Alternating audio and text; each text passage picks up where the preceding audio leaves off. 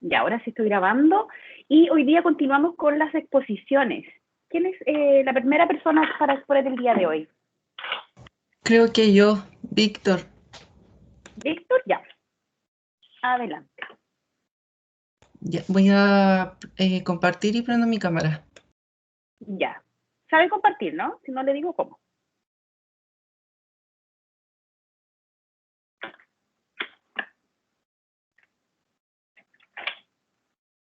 Bien.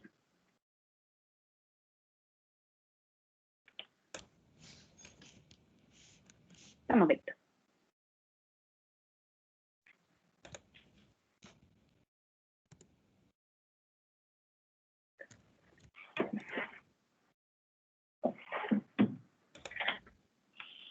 ¿Se me escucha? ¿Se ve en pantalla Sí, completa? ¿Me sí, se ve veo? en pantalla, se ve en pantalla completa y usted se ve. Ah, ya, es que se me quedó pegado, entonces me asusté. No, sí se ve clarito. Y se escucha Ya. bien. Voy a ver si avanza porque recién no me avanzaba. Ya, sí se avanza. Sí, avanzó. Ya, buenas tardes, profesor y compañeros. El tema que me tocó presentar es la insolvencia y cesación de pagos como fenómenos del concurso. Y la mirada que le di al trabajo al hacer esta investigación fue ver cómo el legislador contempló estos fenómenos antes mencionados en cada uno de los requisitos de procedencia de la tutela concursal de los distintos procedimientos que establece la ley, los que pueden ver en pantalla. Algunas definiciones previas para que tengan en consideración. Por concurso entenderemos este fenómeno jurídico procesal que establece la ley 20.720 en su artículo 2, numeral 27, 28, 29 y 30, y la excelentísima Corte Suprema ha definido en fallos distintos estos dos fenómenos, la cesación de pagos como estado patrimonial que impide al deudor cubrir en integridad y oportunidad sus compromisos, y la insolvencia como una situación de carácter económico con relevancia jurídica. No es una situación en la que estén presentes un acreedor y un deudor en una relación crediticia, sino la situación en la que se encuentra un deudor en relación con su patrimonio, como consecuencia de la cual de una parte le es imposible cumplir con la prestación debida y de otra adolece de una insuficiencia patrimonial para proporcionar el equivalente para la satisfacción de su obligación. Eh, los requisitos del procedimiento de reorganización los encontramos en el artículo 56, que están en pantalla, pero básicamente son un conjunto de antecedentes que tiene que ver con los bienes que presenta el deudor y las deudas, entre otros, con lo cual el juez y el veedor pueden hacerse una idea del estado financiero del deudor y este a la vez transparentar a terceros que no conocen su situación económica la insolvencia que está pasando. Como sabemos, es un procedimiento para empresas que han sido considerables como viables y de este modo el veedor puede presentar un plan de salvataje para los acreedores y que estos no ejecuten personalmente al deudor. Entonces, el fundamento de estos requisitos y antecedentes es que el deudor, al ser el que inicia el procedimiento por ser voluntario, trata de transparentar, por así decirlo, su situación desmejorada a causa de la insolvencia, cosa que no conocen los acreedores porque probablemente ellos solo conocen que no se les han pagado sus obligaciones personalmente. En cuanto a los procedimientos de liquidación, encontramos 5 de la ley. El primero, procedimiento forzoso de la empresa deudora en el artículo 117. En cada uno nos enfocaremos en palabras claves que establece la ley para los requisitos y para que puedan ver que en algunos casos es bien claro la cesación de pagos de insolvencia y en otros no tanto, pero sirve como fundamento.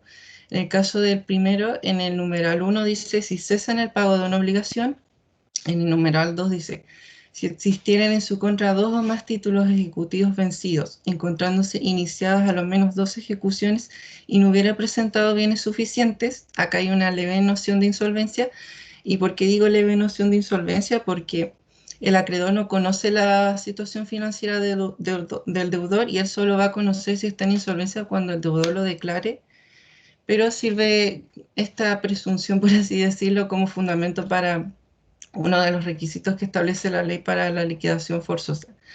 Y finalmente en el numeral 3 dice, no se han habido y hayan dejado cerradas sus oficinas o establecimientos sin haber nombrado mandatario con facultades suficientes para dar cumplimientos a sus obligaciones y contestar nuevas demandas. Este es el escenario perfecto en donde cualquier acreedor diría, ah, no me quiere pagar. Entonces, probablemente tampoco lo esté haciendo y podríamos ver una cesación de pagos en ese contexto. En el procedimiento forzoso de la persona natural deudora encontramos los requisitos en el artículo 284 y las palabras claves son siempre que existieran en contra de este 2 o más títulos ejecutivos vencidos y no se hubieran presentado dentro de los 4 días siguientes al respectivo requerimiento bienes suficientes para responder a la prestación que adeude y a sus costas. Igual que en el anterior hay una como leve noción de insolvencia porque no se ha podido satisfacer en la totalidad la obligación con lo que está presentando el deudor. Y en cuanto a los procedimientos voluntarios de la persona deudora y de la empresa deudora, la ley establece una serie de antecedentes, al igual que la reorganización, que tiene que ver con los bienes, en qué situación están, la nómina de empleados en el caso de la empresa deudora, los acreedores, etcétera, que tienen como fundamento o objetivo poder presentar la real situación financiera que está padeciendo el deudor a caso de su insolvencia y que el juez pueda ponderarlo y de este modo poder liquidar todos los activos posibles y poder saldar la mayor cantidad de deudas que el patrimonio desmejorado permita. En cuanto a la liquidación declarada de oficio por el juez competente, no la analicé porque procede de forma extraordinaria y solo cuando la tutela concursal no ha sido efectiva por distintos requisitos que la misma ley establece. Finalmente, el procedimiento concursal de renegociación son 2 artículos los que establecen su procedencia. El primero, las palabras claves en el 260 dice, si tuviera 2 o más obligaciones vencidas, cuyo monto total sea superior a 80 unidades de fomento. Es decir, cuando no haya pagado 2 o más obligaciones por más de 90 días y el monto total de la deuda no sea superior a 80 unidades de fomento, que no es un monto menor, o sea, no cualquier persona puede pagar de un día para otro eso. Y el artículo 261 establece varias declaraciones juradas y una propuesta de renegociación que de igual modo sirven para conocer la situación financiera del deudor, el cual quiere transparentar su patrimonio desmejorado a causa de la insolvencia. Y finalmente, pude concluir que la insolvencia y la cesación de pagos fueron considerados como el legislador como fundamento y base de la tutela concursal en cada una de sus facetas. Es decir, los requisitos que establece la ley no son más que simples manifestaciones de estos dos fenómenos. De alguna u otra manera se fundamentan en estos dos presupuestos fácticos y a modo personal pude ver que en los procedimientos forzosos prima principalmente un elemento objetivo que es la cesación de pagos, porque es algo que el acreedor conoce y es algo que puede ser comprobado fácilmente. O sea, el acreedor sabe que no le han pagado su obligación. Y en los procedimientos voluntarios hay principalmente al principio un elemento subjetivo porque es el deudor el que sabe de su insolvencia. Esto no es conocido para los demás. Y después hay un elemento objetivo cuando el deudor quiere transparentar su insolvencia y en algunos casos la cesación de pagos. Bueno, ese ha sido mi trabajo. Espero que les haya gustado y gracias por la presentación. Traté de hacerlo claro y esto fue como lo que pude comprender. Muchas gracias, Víctor. Estuvo bastante claro. Me quedan claros los procedimientos, cómo vio las diferentes palabras clave. Así que me pareció muy interesante su exposición. Felicitaciones. Gracias. Ya, y ahora tenemos a el siguiente que tiene que exponer. ¿Quién es? Yo, profe, Josefa Aravena. Josefa. Adelante, Josefa. Sí, ¿Sabe compartir? Sí, ahora le comparto el PowerPoint. Ya.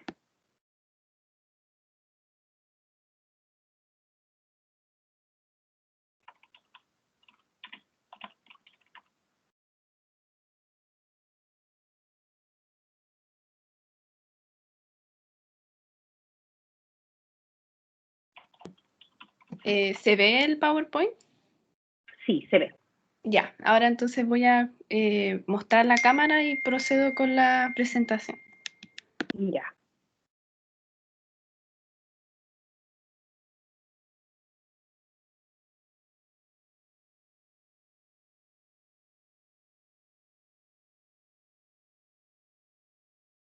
Ahí la veo. Un gusto conocer a Victoria José Reyes. Gracias, igualmente. Ahora sí. Buenas tardes, compañeros, profesora. Mi nombre es José Faravena y yo les voy a presentar sobre los principios generales del derecho concursal. Ya. A modo de introducción y como ya se ha mencionado en otras presentaciones, el derecho concursal que se encarga de regular la situación que se gesta entre varios acreedores y un deudor, donde el deudor no puede pagar todas las acreencias que los acreedores tienen que cobrarle porque su situación patrimonial no le permite poder satisfacer estas acreencias. Eso antiguamente era regulado por la ley de quiebra y solo se abocaba especialmente al deudor empresa, es decir, a una empresa que poseía estas numerosas deudas frente a varios acreedores y no designaba un procedimiento especial para una situación de insolvencia y de pagos de una persona natural.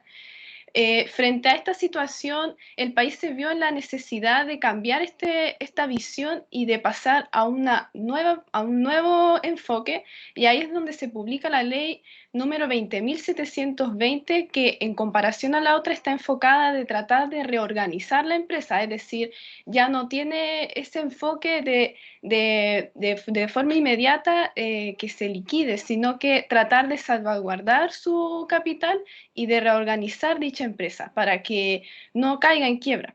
Y en este caso se incorpora un procedimiento de liquidación voluntaria para la persona natural, es decir, ya no hay solo un enfoque o una solución para el deudor empresa, sino que también se abarca al deudor consumidor.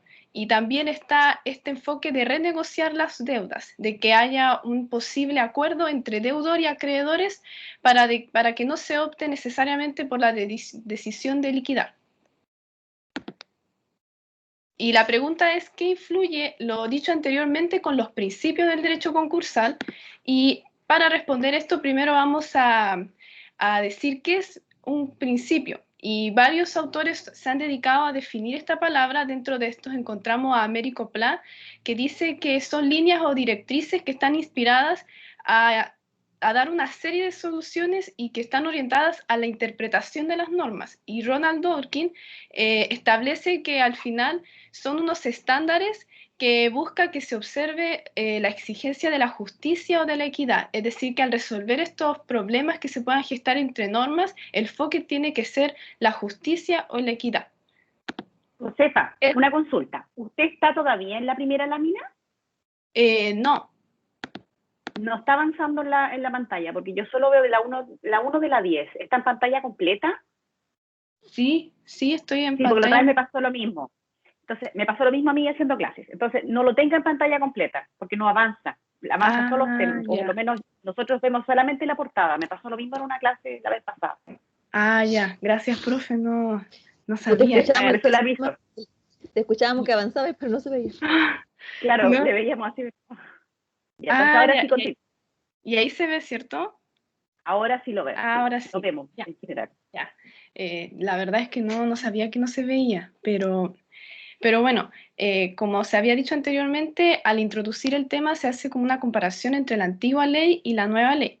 Y la gran diferencia es que la antigua ley está abocada solo al deudor empresa, es decir, solo daba soluciones a la empresa y no tenía la figura del deudor consumidor. En cambio, la nueva ley sí presencia la figura del deudor consumidor y tiene otra mirada, que es la de reorganizar la empresa o las deudas del deudor consumidor y no necesariamente que en primera instancia se lo liquide.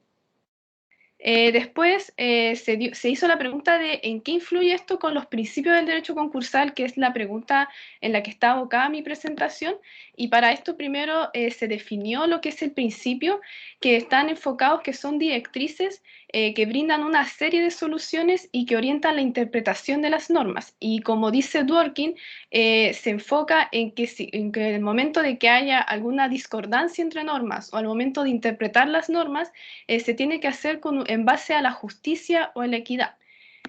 Es decir, al final, las relaciones jurídicas que se puedan gestar entre un deudor y varios acreedores deben resolverse en base a las directrices que las normas del derecho concursal contemplan. Es decir, los principios vislumbran los fines y los valores que tienen un conjunto de normas, en este caso el derecho concursal, y al final, cuando todos los problemas que se puedan gestar entre un deudor y los varios acreedores, que son los sujetos a los que está abocado el derecho concursal, tienen que resolverse con estos fines que tiene el derecho concursal. Y estos fines, estos valores que presencia, son los que vamos a ver a continuación.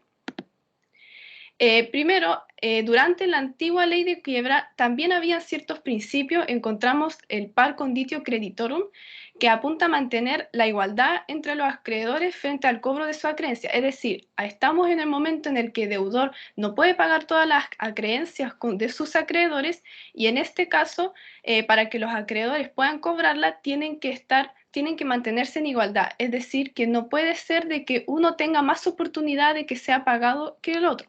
Esto exceptuándose todas las preferencias de las causales de preferencia que está en el Código Civil a partir del artículo 2472.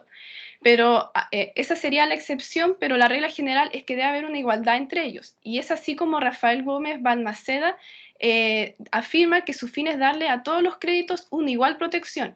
Y esto se desenvuelve en que no se enfoque solo en satisfacer una cierta cantidad de acreedores, y para esto se tiene que resguardar el patrimonio del deudor para que el deudor pueda pagar estas acreencias al momento de someterse a un procedimiento concursal. Y de aquí podemos extraer varios principios que la doctrina como que los ha separado, y tenemos el principio de unicidad, que es el que dice que solo puede existir un único procedimiento concursal y todos los acreedores se tienen que sujetar a este único procedimiento, porque como se dijo anteriormente, no puede ser que un acreedor tenga más oportunidad de ser pagado de sus deudas que otro al irse por otra vía, por otro procedimiento. Y esto se ve contemplado en el artículo 71 de la antigua ley, que suspende el derecho de que un acreedor pueda cobrar de manera individual su acreencia. Tiene que sujetarse a este procedimiento concursal donde están todos los acreedores. También tenemos el principio de universalidad, que dice que todos los bienes del deudor quedan comprometidos para el efectivo pago. Es decir, como mi compañero Javier ha mencionado en su presentación, el artículo 2465 del Código Civil dice de que el acreedor tiene el derecho de ejecutar todos los bienes del deudor, ya sea bien presentes o futuros. Es decir, son todos los bienes del patrimonio del deudor. Y también está el principio de la adecuada protección del crédito, que tiene como fin garantizar la satisfacción de sus créditos. Y como se había dicho anteriormente, para que se resguarde el patrimonio del deudor, es necesario de que éste se garantice para que los acreedores sientan que verdaderamente se les va a pagar sus créditos a través de este procedimiento. Y ahí encontramos las acciones revocatorias concursales, que consisten en acciones donde los acreedores tienen la facultad de que el deudor, al encontrarse en esta situación de procedimiento concursal, puede desprenderse de ciertos bienes para que estos bienes no tengan que ser ejecutados, pero a través de esta acción pueden reintegrarse de nuevo al patrimonio del deudor para que se puedan ejecutar. Ya ahora con la nueva ley 20.720, este principio del par conditio creditorum también se ve en esta ley, y el principio de unicidad lo podemos encontrar en los artículos 57, número 1 y 135 de la nueva ley. El artículo 57, número 1 dice de que no puede realizarse ningún procedimiento ejecutivo mientras esté este procedimiento concursal. Destaca de que tiene que haber solo un único procedimiento concursal contra este deudor. Y el artículo 135 dice que al momento de la resolución de la liquidación se suspenden todos los derechos de los demás acreedores de que puedan ejecutar de forma individual los bienes del deudor. Es decir, que por ellos mismos puedan exigir que se les pague sus acreencias. Eso no se puede, ya que ya está este procedimiento concursal. Y en la antigua ley estaba el artículo 40 que decía de que puede existir la posibilidad de que solo sea un acreedor. Pero ya la nueva ley 20.720, en su artículo 115 número 4 y 273 número 4, respecto a la liquidación forzada, es decir, a solicitar la liquidación forzada, el artículo 115 número 4 habla del deudor empresa y el otro artículo consumidor habla de una pluralidad de acreedores, es decir, que para que proceda este procedimiento concursal tiene que haber una pluralidad de acreedores, no solo uno, como se decía en la antigua ley, porque cuando hay solo un acreedor, tiene que ser abocado por el derecho civil. El derecho concursal se encarga de la situación donde son varios acreedores. El principio de universalidad, como se dijo anteriormente, se puede perseguir la ejecución de todos los bienes del deudor, ya sea presente o futuro, y esto se ve reforzado, también englobado en el principio de la adecuada protección del crédito, cuando se inhibe las facultades de administración y disposición del deudor. El artículo 130, número 1, habla de los bienes presentes y el artículo 133 de los bienes futuros. Y también se puede presenciar otra cantidad de principios que también se vieron vislumbrados en la antigua ley, solo que en esta ley se potencia, ya que su finalidad es la conservación del patrimonio y de que antes de que se liquide haya como una opción de que haya una renegociación. La idea es salvaguardar el capital. Entonces acá está el principio de conservación y protección, donde se busca el aseguramiento del crecimiento económico. Y aquí el mensaje del Ejecutivo en el Congreso Nacional dice de que el Estado tiene que brindar las herramientas necesarias para salvaguardar el patrimonio de estas empresas que son económicamente viables. Es decir, que al final hay empresas que por una mala gestión no pudieron pagar todas las deudas. Entonces el Ejecutivo dice ya, con estas empresas, que el Estado brinde las herramientas necesarias para que pueda resurgir. Y si no es una empresa viable, que se le proponga otras iniciativas de resurgimiento. Aquí la idea es que ese capital no se pierda y que la empresa pueda resurgir, porque al final el dinero, que todos los bienes que producen estas empresas son un beneficio para todos. Y aquí también surge la Superintendencia de Insolvencia y Emprendimiento, porque el Estado tiene que asegurar efectivamente este resurgimiento. También el principio de bilateralidad de la audiencia respecto a que el deudor puede contravertir la solicitud de liquidación forzada. Es decir, antiguamente se buscaba como prácticamente liquidar a la empresa de una vez, pero en este caso se puede dar la opción de que puede que el deudor realmente sí pueda pagar las deudas y que este procedimiento concursal no tenga por qué llegar a su fin y él desde un momento pueda demostrar de que sí es capaz de pagar las deudas. También el principio de inmediación, donde hay una participación del juez, el cual personalmente resuelve estos conflictos, y también esto conlleva al principio de preeminencia de la función jurisdiccional de los tribunales. Eso quiere decir que al final, por sobre cualquier función administrativa, son las funciones de la función jurisdiccional la que va a predominar para resolver estos conflictos, donde van a haber jueces especializados en materia concursal. Además, el principio de economía procesal y celeridad, que busca evitar dilataciones indebidas, porque al final lo que está en juego es el patrimonio del deudor. Ya no es un patrimonio que se busca descartar, sino que es un patrimonio que se busca que resurja, que se salvaguarde. Entonces, al final, todo lo que sean dilataciones o demoras indebidas tienen que ser descartadas. Y el principio de buena fe, que se presume que el deudor tenía la intención de cumplir con su obligación de pagar las deudas. Es decir, se presume que el deudor, solo por una mala gestión o por un caso fortuito que puede ser una enfermedad o un incendio, no se pudo ver capaz de pagar estas deudas y decide someterse o se le somete a este juicio, pero no se presume que él de inmediatamente no quiso hacer bien, no quiso emprender bien. Al final se presume de que él siempre estuvo dispuesto a pagar todas las deudas, solo que se vio ante una mala gestión.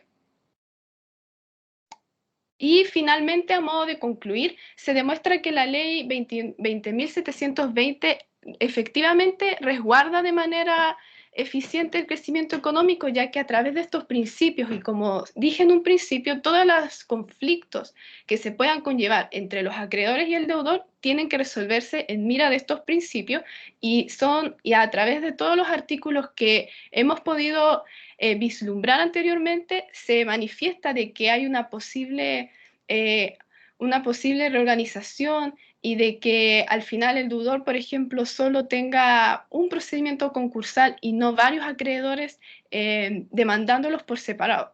Y se permite la negociación entre los acreedores y el deudor. Al final no se descarta de inmediato su capital, pero hay ciertas críticas, y aquí encontramos a Ariel Ángel Dazo, que a través de su libro Tendencias actuales del derecho concursal propone, como mi compañero Alejandro había mencionado en su presentación, una solución extrajudicial. Es decir, que el enfoque del Estado no tiene que estar ya cuando la empresa se encuentra en esta situación de no poder pagar, sino que desde antes, y que no necesariamente se tenga que enfocar en el procedimiento concursal en sí, que sería un menor costo que el Estado dé soluciones para antes, es decir, para que se evite que el deudor se vea en esta situación, y que al final los acreedores solo están en mira de pagar su acreencia. Es decir, que cuando esté en el procedimiento concursal, los acreedores lo único que van a querer es que se les pague. Entonces, al final, el deudor se puede ver como en una posición desigual, ya que los acreedores van a estar presionándolo, y al final, como dije antes, va a haber como un mayor costo al momento de estar en un juicio. Esa es la opinión de este autor, que él siente de que aún esto no se está solucionando de manera íntegra. Y bueno, eso fue mi presentación sobre los principios del derecho concursal. Espero se haya entendido y se haya dado se haya dado cuenta de que realmente estos principios a través de los artículos se pueden presenciar. Muchas gracias, Josefa, muy clarificadora, me quedaron clarísimos los principios de derecho concursal, la parte que habló y lo relacionó con la ley anterior, así que felicitaciones, muy buena presentación. Muchas gracias. Y ahora le toca a Andrés o André Araya. Sí, a mí, profe. Voy a compartir al tiro.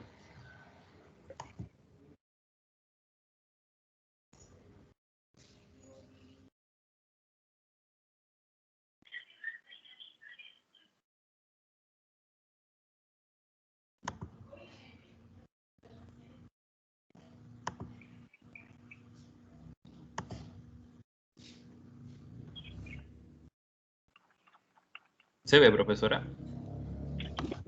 Ahora se ve, ahora se dejó de ver. Voy a prender la cámara. Ahí sí, ahí se ve. Usted se llama André. Sí, con tilde en la E. Ya. André Araya. Sí. Ya, ahora sí se ve y lo veo, pero me veo yo también. Parece que está compartiendo. Ah, sí, estoy compartiendo toda la pantalla. Sí, tiene que compartir solo el PPT. Y ahí, Digo, más que nada, ahí sí. Más que nada para que no se le vaya a colgar el computador, porque es pedirle mucho. sí. Y ahora sí se ve y lo veo. Un gusto conocerlo. Ya, igualmente, profesora. Voy a probar si falla. ¿Comienzo nomás? Sí, adelante. Ya. Buenas tardes, profesora. Buenas tardes, compañeros y compañeras presentes. Hoy voy a presentar el paralelo entre la antigua ley de quiebras y la nueva ley concursal. Para comenzar con mi presentación, voy a hacer una introducción de cómo fue desarrollada la antigua ley de quiebras, es decir, el contexto histórico. Por lo tanto, la ley de quiebras fue creada a raíz de un mal momento que pasaba Chile, puesto que durante los años 1973 y 1981 nuestro país estaba sumergido en una crisis política y económica a la vez, lo que conllevó a que existiera un déficit fiscal, desempleo y además una hiperinflación. Y por otro lado, en un contexto internacional, el petróleo había subido un 88%, lo que conllevó a que en muchos países latinoamericanos existiera una situación de iliquidez extrema.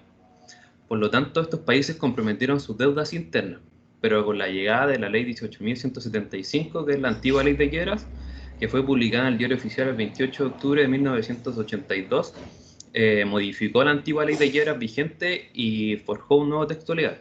Y esta ley de quiebras reflejaría una visión de corte neoliberal, ya que no tenía por objetivo mantener a las empresas que tuvieran problemas financieros, sino que su verdadero objetivo era liquidar a las empresas y que se hiciera el pago a los acreedores, que este pago fuera íntegro y completo. Y además, esto se puede ver en el artículo 1 de la Ley de Quiebras. Ahora voy a seguir hablando sobre las características de la antigua Ley de Quiebras. La primera característica que nos da la antigua Ley de Quiebras es que esta clasifica a los sujetos pasivos en una doble clasificación. Por un lado estaban los deudores calificados, que eran aquellos que ejercían una actividad ya sea minera, agrícola, industrial, y por otro lado estaban los deudores comunes, que eran aquellos que no ejercían ninguna de las actividades antes mencionadas y tenían un tratamiento menos riguroso.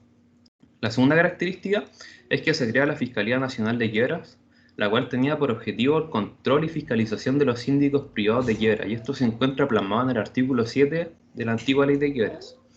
La tercera característica es que existía una escasa referencia a la insolvencia internacional con la antigua Ley de Quiebras, puesto que solamente se regulaba a los acreedores extranjeros para que estos vinieran a comparecer con los documentos que validaran sus créditos acá en Chile.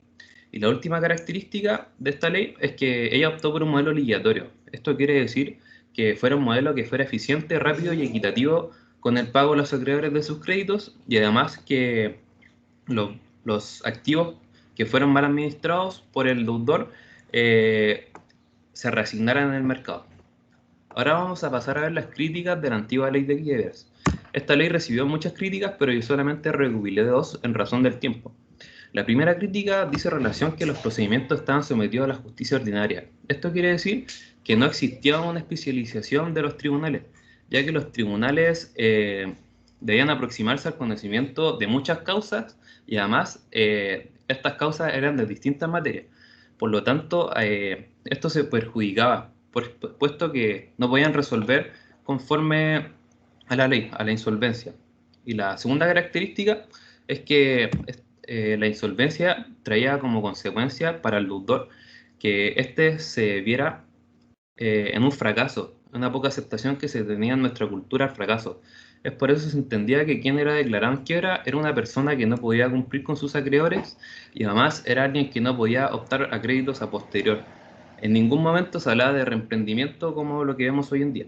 Por lo tanto, voy a pasar a hablar sobre el contexto en que fue creada la nueva ley concursal 20.720, la cual luego de 32 años de vigencia de la antigua Ley de Quiebras, se detectaron varias fallas en nuestra legislación. Estos defectos o fallas fueron evidenciados por la Organización para la Cooperación y el Desarrollo Económico, la OCDE. Por lo tanto, Chile se encontraba muy por debajo con el nivel de los otros países que integraban esta organización, puesto que la antigua Ley de Quiebras tenía una excesiva duración de sus procedimientos, además que sus trámites eran engorrosos y además costosos. Por lo tanto, en el 2007 Chile se incorporó a la OCDE y lo que motivó a innovar muchas instituciones, como por ejemplo lo que le pasó a la Fiscalía Nacional de Quiebras, que pasó a ser la Superintendencia de Insolvencia y Reemprendimiento. Y a partir del 9 de octubre del 2014 entró en vigencia la nueva Ley Concursal 20.720, la cual derogó a la antigua Ley de Quiebras 18.175 y al libro cuarto del Código Comercial. Ahora vamos a pasar a ver las características de la nueva Ley Concursal. La primera característica yo la saqué del profesor Gonzalo Rula Artiga en su libro El nuevo derecho concursal chileno, tomo 1. Acá está el profesor, como se puede ver en la diapositiva, quien nos dice que lo que busca esta ley es fortalecer a las personas que buscan sacar adelante sus proyectos, asumiendo el desafío de crear nuevas actividades económicas y fuentes de trabajo. Y esto yo lo asimilo que la ley ampara el emprendimiento, posibilitando el acuerdo entre los pasivos, los sujetos pasivos de la relación con los acreedores, para que estos lleguen a una reorganización y un reemprendimiento de estos sujetos pasivos. La segunda característica es que se crea un procedimiento de insolvencia transfronteriza. Esto se hizo para adaptarse a las necesidades jurídicas internacionales que versan sobre el comercio, hablando en un contexto de globalización, llenando el vacío que existía antiguamente a propósito de la liquidación o quiebras de las empresas transnacionales. La tercera característica es que la ley concursal diferencia a dos sujetos pasivos. Por un lado se encuentra la empresa deudora y por otro lado la persona deudora. Por lo tanto, existen procedimientos exclusivos para cada sujeto pasivo, como por ejemplo lo que sucede con la persona natural que tiene el procedimiento concursal de renegociación de las deudas de la persona natural. Y la última característica, dentro de muchas que tiene esta ley, es que con la llegada de la nueva ley concursal se especializó la justicia, que estos son capacitados para conocer de los procedimientos concursales, que son los juzgados de letras en lo civil. Ahora vamos a pasar a ver un paralelo que hice para graficar de mejor manera las diferencias que existen entre estas dos leyes. Primero tenemos el costo. En la antigua ley de quiebras se generaba un alto costo de los procedimientos, ya sea para el Estado como para los particulares, puesto que el sistema se necesitaba que este fuera publicado en el diario oficial, a diferencia de lo que tenemos hoy en día, que los procedimientos en la nueva ley concursal son menos costosos, puesto que existe un sistema de notificación que es gratuito y además electrónico. Esto quiere decir que todo esto es más expedito. En relación con los plazos, los procedimientos antiguamente duraban aproximadamente de 4 o 5 años, puesto que los plazos no eran fijos, a diferencia de lo que tenemos hoy en día, que los plazos sí son fijos y están dados por los distintos procedimientos. Así, por ejemplo, en el caso de la liquidación el plazo es de 11 meses y en el caso de la reorganización es de 4 meses. En relación al tratamiento normativo, a las empresas deudoras como a las personas naturales se les daba el mismo tratamiento normativo. Es decir, solo existía un tratamiento normativo para la empresa deudora y queda completo olvido a la persona natural. A diferencia con la nueva ley concursal, que los sujetos pasivos tienen distintos procedimientos para cada uno en particular. Ahora con los tribunales, en la antigua ley de quiebra los procedimientos eran sometidos solamente a la justicia ordinaria, es decir, que esta justicia no era especializada, en comparación a lo que pasa hoy en día, que la justicia es especializada y son los juzgados de letras en lo civil, como dije anteriormente. Y por último, la insolvencia internacional es que solo en la antigua ley de quiebra solo se regulaba a los acreedores extranjeros para que estos vinieran a comparecer a Chile con los documentos que validaran sus créditos, a diferencia de lo que tenemos hoy en día, que se crea un procedimiento de insolvencia transfronteriza especialmente para las empresas internacionales. Ahora, a modo de conclusión, hay que visualizar el enorme esfuerzo que se ha hecho a propósito de modernizar nuestro derecho concursal chileno, puesto desde que entró en vigencia la antigua ley de quiebras en el año 1982 hasta hoy en día. Se tienen diferentes objetivos con estas leyes, puesto que con la antigua ley de quiebras, su objetivo era liquidar a las empresas que no eran viables. Es decir, aunque las empresas fueran económicamente, que las empresas que no eran, que estaban en quiebra, solamente había que liquidarlas con la antigua ley de quiebras. A diferencia de lo que tenemos hoy en día, con la nueva ley de reorganización y liquidación de empresas, donde el objetivo que tiene esta ley es impulsar a las personas que puedan sacar adelante sus proyectos. Esto quiere decir que puedan crear nuevas actividades económicas y así van a ser fuentes de trabajo para las personas. Por lo tanto, puedo llegar a concluir que estas leyes han tenido distintas finalidades, pero han servido de base para seguir avanzando en nuestro derecho concursal. Y un ejemplo de ello es lo que está pasando hoy en día, que se está debatiendo para que se crea un nuevo procedimiento para las micro y pequeñas empresas, esto con el objetivo de encontrar una estabilidad económica por medio de nuestra normativa. Espero que les haya gustado mi presentación y muchas gracias. Muchas gracias, Andrés, muy claro, quedó bastante clara todas las nociones que dio y me pareció muy interesante su forma de exponer y hacer el cuadro comparativo entre ambas normativas, así que felicitaciones, Andrés. Gracias. Y la última exposición de hoy es de Álvaro Argomedo. Sí, profesora, voy a compartir pantalla. Ya, fantástico. ¿Sabe compartir? ¿Sí? Ya.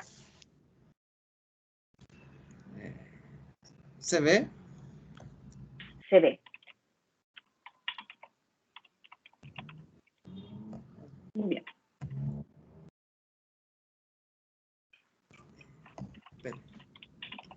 ¿Se ve la cámara prendida? Okay.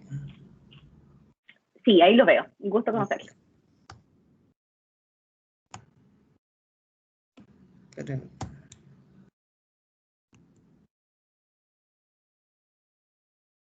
¿Se avanza la presentación? No, solo veo la portada que dice Facultad de Ciencias Jurídicas y Políticas, pero no he visto que avance. Bien, a ver, no me avanza. ¿Sí, es un Mac su computador? No. Ah. A veces saliendo de pantalla completa, avanza. Sí. ¿Ya se le quedó pegado? Sí, creo que se me quedó pegado. A ver. Ah. De pronto se apaga la cámara, quizá ¿cómo va a bajar la optimización? Ahí se ven sujetos y órganos concursales, sí. ¿Y ahí se cambió? Sí, está cambiando por lo menos. Ya. Y ahora sí. Buenas tardes, profesora y compañeros presentes. Esta tarde me toca exponer sobre mi tema relativo a los sujetos y órganos concursales. Como breve introducción a mi presentación, puedo partir señalando que la ley 20.720 es una normativa sumamente importante para nuestro sistema concursal. Esto en razón de los objetivos que estableció el legislador, que tenían por finalidad incentivar la reorganización de la empresa viable, liquidar las empresas que no son viables y establecer mecanismos especiales para las personas naturales, para que renegocien sus deudas o bien liquiden sus bienes. En cuanto a este último objetivo, es importante relacionarlo en cuanto al tema que voy a tratar más adelante, que es los sujetos del concurso, y también veremos los órganos concursales en cuanto a quienes intervienen y sus aspectos sustantivos, procedimentales.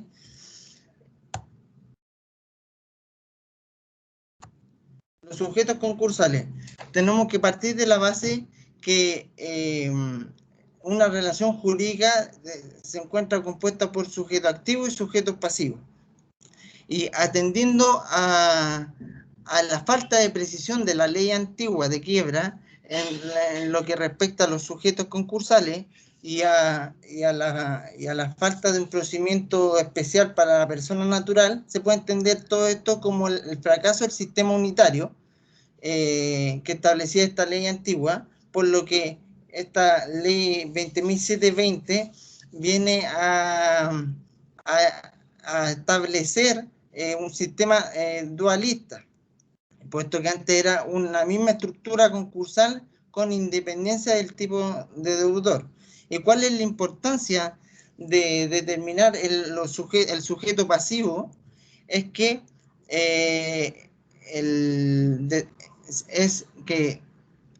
al determinar de qué tipo de deudor vamos a tratar, vamos a saber qué tipo de procedimiento se le será aplicable en razón de este sistema dualista.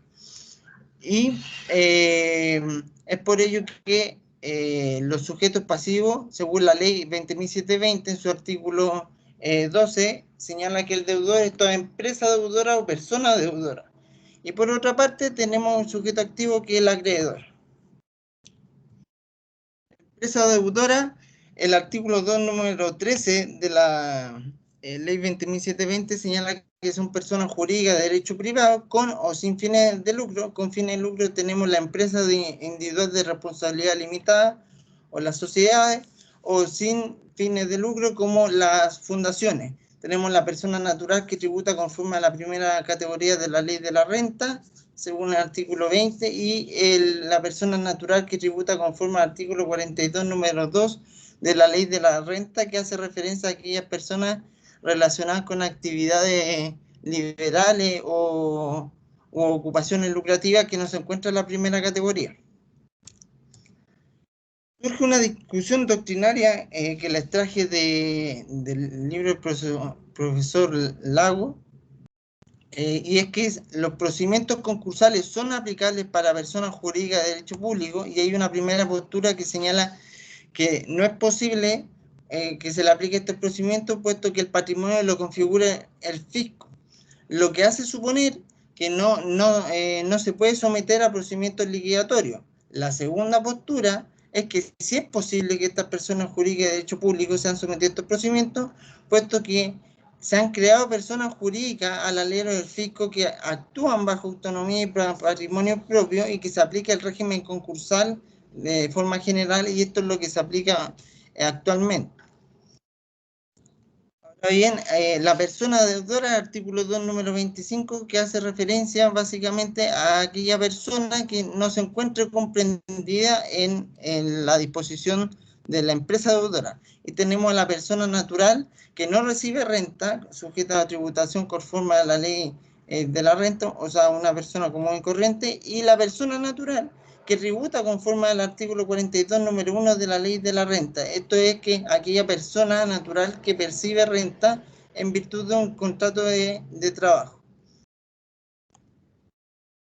Para efecto de esta presentación, quise agregarle sujeto activo, que son los acreedores, y quise agregarle acreedores preferentes, que son aquellos que tienen preferencia legal en virtud de las reglas de prelación de crédito y se encuentra de primera clase, segunda clase, tercera clase, cuarta clase y quinta clase. La primera son aquellos de crédito de más alta en el pago. La segunda clase son aquellos de preferencia especial que tienen ciertos acreedores en cuanto a los derechos de retención o derechos de prenda. De tercera clase son aquellos acreedores hipotecarios que priman según la fecha de la hipoteca, y de cuarta clase son aquellos que hacen referencia a créditos especiales que dicen relación con representar contra sus representantes, y de quinta clase, por último, son aquellos acreedores valistas. Bien, pasamos a la segunda parte de esta presentación, que es relativa a los órganos concursales. La Superintendencia de Insolvencia y Reprendimiento, el artículo 331 nos señala que es una institución autónoma con personalidad jurídica y patrimonio propio y que se relaciona con el Presidente de la República y el Ministerio de Economía, y actúa como facilitadora de acuerdo entre el deudor o deudora y sus acreedores por medio del veedor. Sus funciones es supervigilar y fiscalizar las actuaciones de toda persona que por ley se sujeta a este organismo, interpreta las normas que rigen a los fiscalizados, y tercero, da a conocer las infracciones e irregularidades de los fiscalizadores. Esto se lo da a conocer a la Junta de Acreedores. El Tribunal de Concurso es un órgano jurisdiccional que se requiere para que los procedimientos concursales produzcan efectos propios válidos. Son competentes los juzgados de letra en lo civil correspondiente al domicilio del deudor. ¿Cuál es la razón de esto? Es especializar a los jueces en materia concursal. Segundo, el juez le corresponde declarar o denegar la liquidación y resolver todos los problemas de carácter jurídico que se susciten. Junta de Acreedores es un órgano que es creado por ley en donde se expresa la voluntad de los acreedores en relación con su interés y con los fines del concurso. Los acreedores se organizan junto a asamblea y por motivo de la liquidación de bienes de un deudor común se crea la masa de acreedores, que es aquella compuesta por todos aquellos que tienen mismos créditos varios créditos sobre el mismo deudor común y que se encuentran insatisfechos en sus pagos. En cuanto a las características, es un órgano colegiado, la presencia de un número de acreedores es indispensable para que la reunión tenga lugar, es un órgano deliberante y resolutivo, deliberante por cuanto se concreta en los acuerdos que toman la mayoría, y resolutivo por cuanto la decisión se le impone al resto de los órganos. Ahora, el veedor, el artículo 2, número 40, nos señala que el veedor es aquella persona natural que tiene como misión principal es propiciar los acuerdos entre el acreedor y sus deudores y propender a la reorganización judicial de los acreedores. El veedor es elegido por la Superintendencia de Insolvencia y Reprendimiento, pero tiene que cumplir con estos 5 requisitos. Título profesional de contador auditor, profesión de 10 meses, 5 años de ejercicio de la profesión, aprobar el examen de conocimiento ante la CIR, no estar afecto a alguna provisión por ley, otorgar garantía de responsabilidad de 2000 UF. El veedor solo actúa exclusivamente en los procedimientos concursales de reorganización. En cuanto a los deberes del veedor, es propiciar, como bien dije, el acuerdo entre los acreedores y el deudor con fin de evitar el procedimiento de liquidación y cesan el cargo por término del procedimiento y término anticipado. El liquidador, en el artículo 2, número 19, que hace referencia a aquella persona natural que tiene como misión principal realizar el activo del deudor y propender al pago a sus acreedores. También se forma la nómina de liquidador, igual que en el veedor, que se forma la nómina de veedores, debe cumplir con los mismos requisitos. Los deberes de liquidadores incautariar y los bienes del deudor para el reparto a sus acreedores. Y en cuanto a la nominación del liquidador en los procedimientos de liquidación, depende de la solicitud de inicio. Hay una solicitud de liquidación voluntaria y forzosa. La voluntaria hace referencia a que es el propio deudor quien concurre ante la CIR con la solicitud de los créditos de los acreedores, y la liquidación forzosa es que esa misma actuación lo lleva a cabo como iniciativa el acreedor peticionario. Como conclusión de esta presentación, pudimos ver lo importante que es determinar en cuanto a los sujetos del concurso, específicamente los sujetos pasivos, de quiénes se tratan y la diferencia en cuanto a los procedimientos que se le debe aplicar, a diferencia de la ley antigua, y los órganos concursales que intervienen y en qué consiste cada uno. Muchas gracias.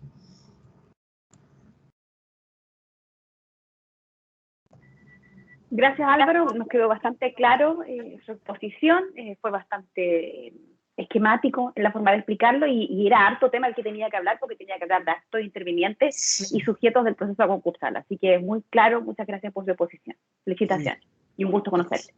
Ya, igualmente.